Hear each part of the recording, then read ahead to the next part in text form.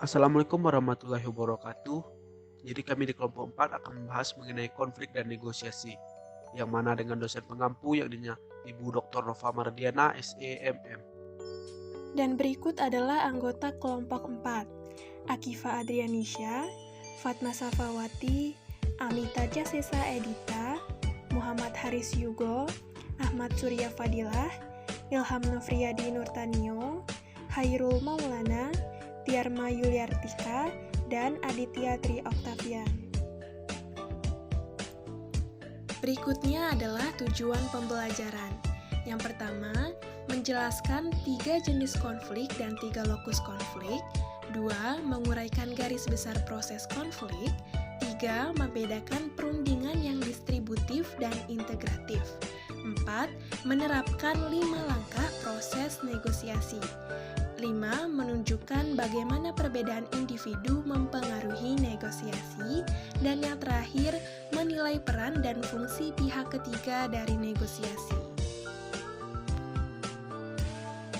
Selanjutnya yaitu definisi konflik. Setiap individu akan selalu memiliki persepsi atau sudut pandang yang berbeda-beda terhadap sesuatu hal, sehingga perbedaan tersebut akan menimbulkan konflik.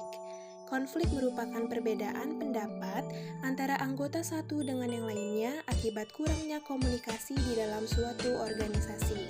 Konflik menurut Robbins adalah suatu proses interaksi yang terjadi akibat adanya ketidaksesuaian antara dua pendapat atau sudut pandang yang berpengaruh terhadap pihak-pihak yang terlibat, baik pengaruh positif maupun pengaruh negatif. Berikutnya adalah 3 jenis konflik. Yang pertama ada konflik tugas.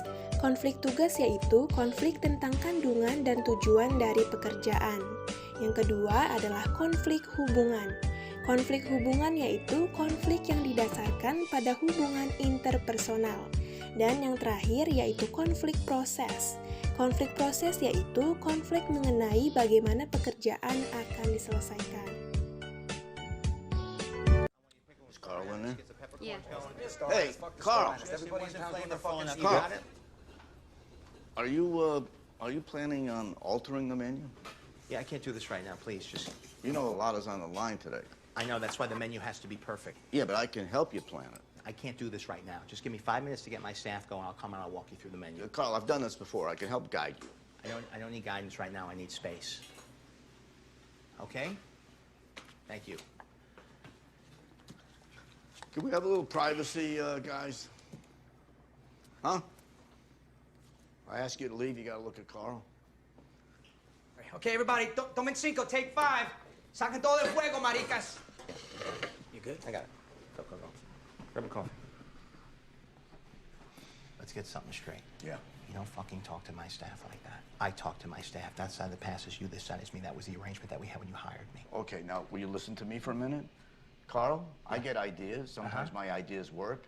I really don't care what magazine said that you're the next big thing. The fact is, you worked for me in my restaurant, right? I've had chefs before you in this kitchen. I'll have chefs after you, okay? All right, good talk. Let me get back to work. You know who's coming tonight. We're being reviewed by the most important critic in the city. Yes. You know that his online blog... Selanjutnya, lokus konflik. Untuk memahami konflik adalah dengan mempertimbangkan lokus atau di mana konflik terjadi. Yang pertama, konflik diadik, yaitu konflik yang terjadi di antara dua orang, misalnya individu pimpinan dan individu karyawan. Kedua, konflik intragrup, yaitu konflik yang terjadi di dalam sebuah kelompok atau tim, misalnya sesama anggota kelompok. Ketiga, konflik antar kelompok, yaitu konflik yang terjadi antara kelompok atau tim yang berbeda, misalnya antara kelompok A dan kelompok B. Proses konflik.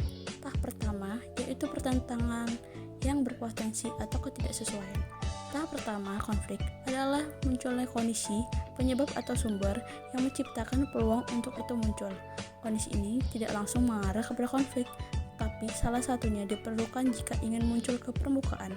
Kondisi-kondisi tersebut terbagi ke dalam 3 kategori umum. Yang pertama komunikasi, kedua struktur, ketiga variabel pribadi. Yang kelima ada proses konflik. Tahap 2 kesadaran dan personalisasi. Pada tahap 2 terdapat 2 poin, yaitu 1 dipandang sebagai konflik, kesadaran oleh salah satu atau lebih pihak mengenai keberadaan kondisi yang menciptakan peluang bagi konflik untuk muncul. Yang kedua dirasakan sebagai konflik, keterlibatan secara emosional dalam konflik yang menciptakan kecemasan, ketegangan, frustasi, atau permusuhan. Proses konflik yang ketiga adalah niat. Niat merupakan keputusan untuk bertindak dalam suatu cara tertentu dalam konflik. Niat terbagi menjadi 5, yaitu yang pertama bersaing, yaitu saat seseorang berusaha untuk memuaskan kepentingan seseorang terlepas dari dampak pada pihak lain dalam konflik. Yang kedua berkolaborasi, situasi di mana pihak-pihak yang berkonflik masing-masing ingin memuaskan perhatian sepenuhnya dari semua pihak. Yang ketiga menghindar, keinginan untuk menarik diri dari atau menyembunyikan diri dari konflik. Yang keempat mengakomodasi, kesediaan salah satu pihak dan konflik untuk menempatkan kepentingan lawan di atas kepentingannya sendiri. Yang kelima berkompromi, situasi di mana pihak atas suatu konflik bersedia untuk menyerahkan sesuatu hal. Lalu tahap 4 ada perilaku. Tahap ini meliputi pernyataan, tindakan, dan reaksi yang dibuat oleh para pihak yang sedang berkonflik, biasanya sebagai upaya terang-terangan untuk mengimplementasikan niatan mereka. Yang kelima ada hasil. Terdapat 2 hasil, yaitu hasil yang fungsional jika konflik dapat meningkatkan kerja kelompok, dan kedua hasil yang disfungsional jika konflik menurunkan kerja kelompok. But I guess I'll leave that up to you.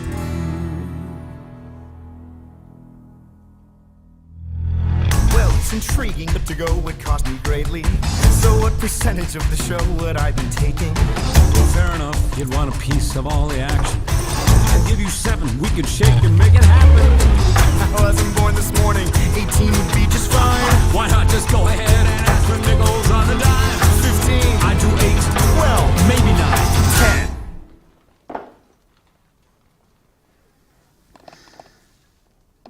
10. Sir, looks like you have yourself a junior partner. What I have is an overcompensated apprentice. Selanjutnya, mengenai definisi negosiasi. Nah, jadi negosiasi ini merupakan suatu proses yang mana ada 2 atau lebih pihak yang saling bertukar barang atau jasa dan juga berupaya untuk setuju dengan nilai tukar bagi mereka. Selanjutnya, terdapat pula 2 pendekatan umum untuk negosiasi, yaitu perundingan distributif dan integratif. Nah, yang pertama sendiri kita akan membahas mengenai perundingan distributif, di mana perundingan ini lebih menekankan untuk membagi jumlah tetap dari sumber daya dengan situasi menang kalah. Selain perundingan distributif, terdapat pula perundingan integratif, di mana menekankan untuk berupaya mencari satu atau lebih kesepakatan yang dapat menciptakan win-win solution. 5 tahap proses negosiasi. Yang pertama yaitu persiapan dan perencanaan. Pada tahap ini, negosiator diharapkan bisa memutuskan apa yang diinginkan dan kenapa. Pengumpulan data sangat diperlukan untuk mendukung posisi negosiator. Penyampaian argumen dalam mendukung posisi haruslah dengan bijaksana dan sesuai fakta dan data. Selain itu, negosiator juga harus menentukan apa yang diinginkan pihak lain dan kenapa. Mengerti kemampuan sendiri dan pihak lain, serta mengatur dan mengembangkan strategi dalam bernegosiasi. Yang kedua, peraturan negosiasi. Menentukan garis besar dan aturan untuk bernegosiasi, siapa yang akan menjadi bagian dari negosiasi, dan masalah apa yang akan dinegosiasikan. Waktu dan tempat negosiasi juga perlu ditentukan, dari kapan negosiasi akan dilakukan, berapa lama, dan di mana lokasi negosiasi. Yang ketiga yaitu penjelasan dan pembenaran. Dalam tahap ini, masing-masing pihak mengutarakan apa yang diinginkan. Tiap pihak bisa memberi dokumentasi atau pemaparan yang jelas dan diperlukan untuk mendukung posisi masing-masing pihak. Yang selanjutnya dari tahap proses negosiasi itu ada tawar-menawar dan pemecahan masalah. Pencarian solusi dilakukan pada tahap ini, yang dimana kedua belah pihak diharapkan untuk saling fokus pada masalah dan kepentingan, bukan pada orang atau posisi. Pandangan ke depan diperlukan untuk mempercepat menemukan titik temu. Mengungkit-ungkit masa lalu akan memperlambat proses penyelesaian masalah. Ide yang menarik dan bervariasi bisa muncul dalam rangka menyelesaikan masalah. Yang terakhir dari tahap proses negosiasi ada penutupan dan implementasi. Pada tahap terakhir ini, segala sesuatu yang diputuskan bersama hendaknya diformalkan. Ada hal-hal yang harus dipastikan, yaitu yang pertama, dokumen yang sudah disepakati. Kedua, meneliti kembali poin-poin utama untuk menghindari salah pengertian. Yang ketiga, uraikan dengan jelas semua ketetapan dari persetujuan. Yang keempat, buatlah secara tertulis. Yang terakhir, kedua pihak harus membaca dan menandatangani untuk memperoleh kesepakatan atas apa yang dirundingkan. Perbedaan individu dalam keefektifan negosiasi. 4 faktor yang mempengaruhi seberapa efektif individu bernegosiasi yaitu: yang pertama, kepribadian; yang kedua, suasana hati atau emosi; yang ketiga, budaya; yang keempat, gender atau jenis kelamin. Ciri-ciri kepribadian dalam negosiasi. A. Agreeableness. Agreeableness berkaitan lemah dengan hasil negosiasi. Salah satu faktor yang membedakan dari agreeableness adalah bahwa ia memiliki dua sisi. Kecenderungan untuk bersikap kooperatif dan patuh adalah nomor 1. Tetapi demikian juga kecenderungan untuk bersikap hangat dan empatik. Negosiator terbaik adalah yang kompetitif tetapi empati, dan yang terburuk adalah lembut tapi empatis. B. Self-efficacy. Self-efficacy adalah suatu variabel berbeda individu yang secara konsisten tampaknya berhubungan dengan hasil negosiasi. Mungkin saja individu yang lebih percaya diri mengutarakan klaim yang lebih kuat cenderung mundur dari posisi mereka dan menunjukkan kepercayaan diri yang mengintimidasi orang lain. C. Intelligence. Intelligence memprediksi efektivitas negosiasi, tetapi seperti halnya kepribadian, efeknya tidak terlalu kuat. Yang kedua, suasana atau emosi dalam negosiasi. Dalam negosiasi, suasana hati memegang peran penting, karena suasana hati memiliki pengaruh dalam hasil akhir pengambilan keputusan.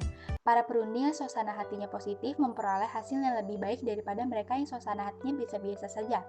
Begitu pula, orang yang sedang berada dalam kecemasan yang tinggi akan memiliki dampak dalam kegiatan negosiasi. 3. Budaya dalam negosiasi. Yang perlu diperhatikan dalam melakukan negosiasi antar budaya adalah senantiasa mengedepankan prinsip keterbukaan dan memperhatikan dinamika aspek emosi dalam negosiasi antar budaya. 4. Perbedaan gender dalam negosiasi. Gender sesekali diasosiasikan memberikan pengaruh terhadap hasil negosiasi, di mana ada persepsi dan stereotyping dari jenis kelamin dan hasil negosiasi. Pria dianggap lebih memperhatikan status, kekuasaan, dan pengakuan, sementara wanita lebih memperhatikan atau mengedepankan belas kasihan dan altruism, yakni kebajikan atau memperhatikan orang lain tanpa memperhatikan diri sendiri. Selanjutnya, 6. Menilai peran dan fungsi negosiasi pihak ketiga. Sebagian besar telah membahas negosiasi yang terjadi di antara pihak-pihak yang bertemu dalam isolasi dari individu lain. Dalam organisasi, banyak negosiasi terbuka dan publik. Ketika Anda mencoba mencari tahu siapa dalam kelompok kerja yang harus melakukan tugas yang membosankan, bernegosiasi dengan atasan Anda untuk mendapatkan kesempatan bepergian ke luar negeri, atau meminta lebih banyak uang untuk sebuah proyek, dan lain-lain. Negosiasi serta hasilnya kemungkinan besar akan menjadi topik yang akan dibicarakan orang. Untuk benar-benar memahami negosiasi dalam praktek, ada beberapa hal yang kita harus pertimbangkan: faktor sosial, reputasi, dan hubungan. Yang pertama, faktor reputasi. Tidak punya kepercayaan dalam proses negosiasi membuka pintu bagi banyak bentuk strategi negosiasi integratif yang menguntungkan menguntungkan kedua belah pihak. 71 cara paling efektif untuk membangun kepercayaan adalah berperilaku jujur dalam interaksi yang berulang. Sebenarnya dalam hal hubungan, komponen sosial, hubungan interpersonal dengan negosiasi berulang berarti bahwa individu lebih dari sekedar menilai yang baik untuk diri mereka sendiri dan sebaliknya. Bahwa seorang negosiator yang efektif perlu memikirkan lebih dari sekedar hasil dari satu interaksi. Negosiator yang secara konsisten bertindak dengan cara menunjukkan kompetensi, kejujuran, dan integritas biasanya akan mendapatkan hasil yang lebih baik dalam jangka panjang. Selanjutnya mengenai negosiasi pihak ketiga. Dalam membahas hal tawar-menawar negosiasi langsung, terkadang individu atau perwakilan kelompok menemui jalan buntu dan tidak dapat menyelesaikan perbedaan tersebut melalui negosiasi langsung. Dalam kasus itu, mereka mungkin beralih ke pihak ketiga untuk membantu mereka dalam menemukan solusi. Selanjutnya, 3 dasar peran pihak ketiga. Yang pertama sebagai mediator. Mediator ialah pihak ketiga yang netral memfasilitasi solusi yang dinegosiasikan dengan menggunakan penalaran dan persuasi, serta menyarankan alternatif. Mediator banyak digunakan dalam negosiasi tenaga kerja, manajemen, dan dalam perselisihan pengadilan sipil. Persepsi mediator itu penting. Agar efektif, mediator harus dianggap netral dan tidak memaksa. Selanjutnya yakni arbiter. Arbiter adalah pihak ketiga yang memiliki wewenang untuk mendiktekan sebuah perjanjian. Arbitrase dapat bersifat sukarela, yakni diminta oleh para pihak, atau bersifat wajib, yakni dipaksa oleh para pihak, hukum ataupun kontrak. Jika satu pihak dibiarkan merasa sangat dikalahkan, pihak itu pasti tidak puas dan konflik dapat muncul kembali di lain waktu. Yang ketiga ini konsiliator. Konsiliator adalah pihak ketiga terpercaya yang menyediakan hubungan komunikasi informal antara negosiator dan lawan. Sangat sulit untuk membandingkan dengan mediasi karena keduanya tumpang tindih. Dalam praktik, konsiliator terlibat dalam pencarian fakta, menafsirkan pesan, dan membujuk pihak yang berselisih untuk mengembangkan kesepakatan. Kesimpulan, di dalam sebuah organisasi pasti akan ada yang namanya konflik, karena setiap orang pasti memiliki persepsi atau sudut pandang yang berbeda-beda terhadap sesuatu. Konflik tersebut terjadi dalam beberapa tahapan dan terdapat 3 jenis konflik, yaitu konflik tugas, proses, dan hubungan dengan lokus konflik yang berbeda. Kemudian untuk mengatasi konflik dapat dilakukan negosiasi atau perundingan.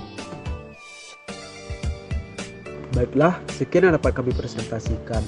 Jalan-jalan dengan Pak Anton, sumur dangkal, letak batana. Terima kasih telah menonton. Jika ada yang menjanggal, silahkan bertanya. Sekian dari kami. Wassalamualaikum warahmatullahi wabarakatuh.